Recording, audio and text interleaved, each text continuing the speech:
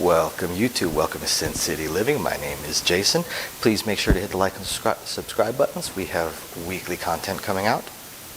And for this episode, we're going to explore another Martingale strategy, just like we did the field the other day. This one's going to be a place bet Martingale.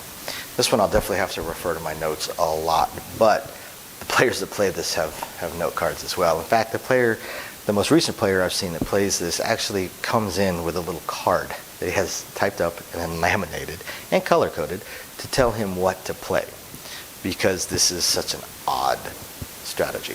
So let's go into the strategy and how does it work. This player does not play a pass line. They wait for the dice to roll and wait to get a point. It does not matter what the point is. Now at that point, for their very first bet, what they're going to do is they're going to go 64 across, including the point.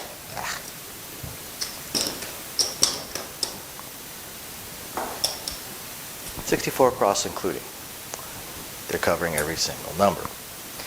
What this player does, if something hits, they same bet. This player will same bet until they have made their $64 back. At that point, they start doing some small pressing. Press 1 unit, maybe some cross presses. At this lower level, possibly a full press. Maybe they take their 10 straight to a quarter, or take their 9 up to 20, or maybe take the 5 and 9 to 15 each. But at first, they're going to same bet about 4 times. 4 to 5 times, so that they can make back all of their money and a small bit of profit. And then they start pressing. So what happens, you may ask, if a 7 comes right away? Or possibly a 2, a 3, an 11, or a 12, and then a 7? Because this certainly happens. What happens? Well, they're going to lose their entire $64, obviously. And this is where the Martingale portion of this comes in. Their next setup, as soon as there is a point, they check their card, they look at what level they're on, and they go up to level 2. Now, level 2 is going to have a $40 4 and a $40 10. It's going to have 50 on the 5 and 9. And then it's going to have 60 on the 6 and 8.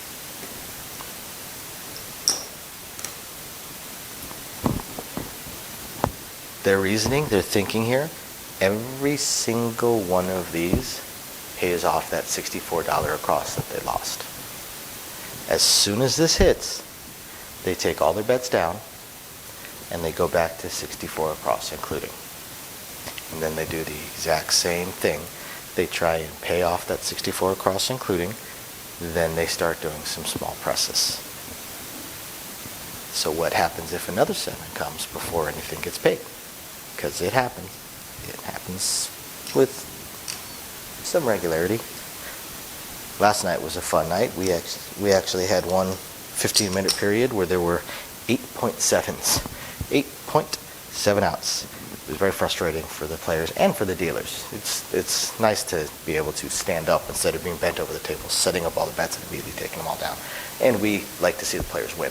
Despite what most people think, dealers don't want to see the players lose. We make our money off the players, not off the casino. So now this player has now lost their first 2 levels of their Martingale progression. So where do they go next? This is where it gets even more interesting. Regardless of what the point may be, now they check their little card, they figure out what level they're on. They are on level 3. Where are they going now with level 3? Well, they're looking at 190 on the 10 and 190 on the 4. What about the 5 and 9? 5 and 9 are going to be 260 each. 6 and 8. 6 and 8 are lots of fun. 6 and 8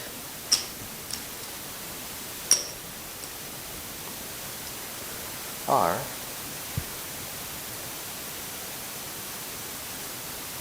$360.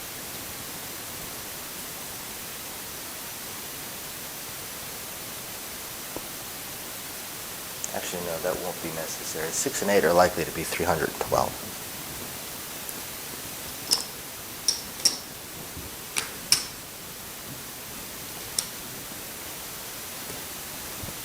Likely to be 312. Now, why these particular bets?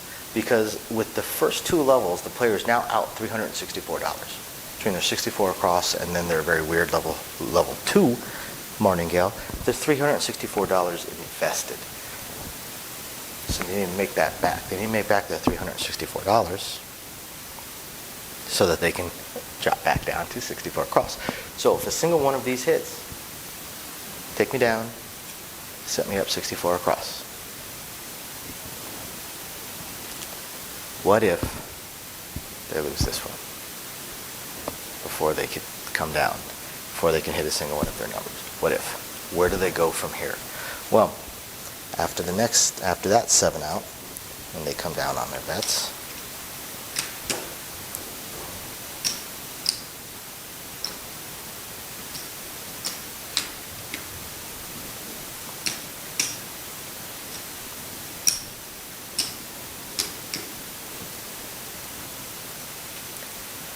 they go to level 4. What is level 4 on their bets? 1,025 on the 10, 1,025 on the 4,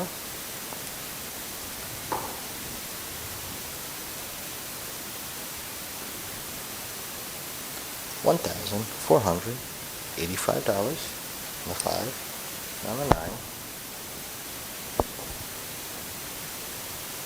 1,782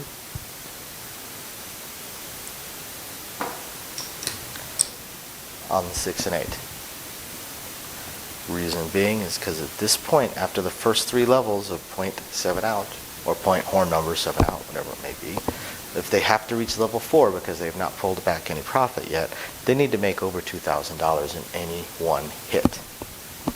So they go to these bets. Every single one of these is going to pay them back what they have lost so that they can then come down and go back to 64 across. So what is the opinion of this particular strategy? Well, like any other Martingale strategy, it does not work. None of the Martingale strategies do. They can in short terms, in small bursts, and they can also be interesting. The field Martingale can at least be interesting, and I can tell you it definitely gives you some sweat if you like to sweat your bets. If you're a sports bettor, you definitely understand sweating your bets. So the field strategy can definitely do that. In the last 10 days, I have seen 4 Martingale fields crash and burn, hit table limits, and players lost thousands because they were attempting to do a Martingale field. But I've also seen a couple of them that the players won a little bit. So like any other Martingale, it's an interesting system. You can see where their thought processes are.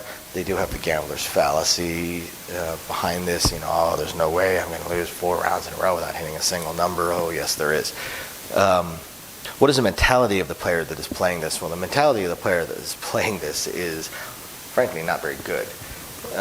One, they have a Martingale system instead of a fun system. 2, this player is only trying to win $100. The player that we saw recently play something like this, that's actually not that recent. He hasn't been back in a while. Everywhere he went to play this, his entire goal was to win $100. As soon as he was $100 ahead, he would color up and leave, go to the cage. So this guy was basically trying to win $100 a day. That's it, $100 a day.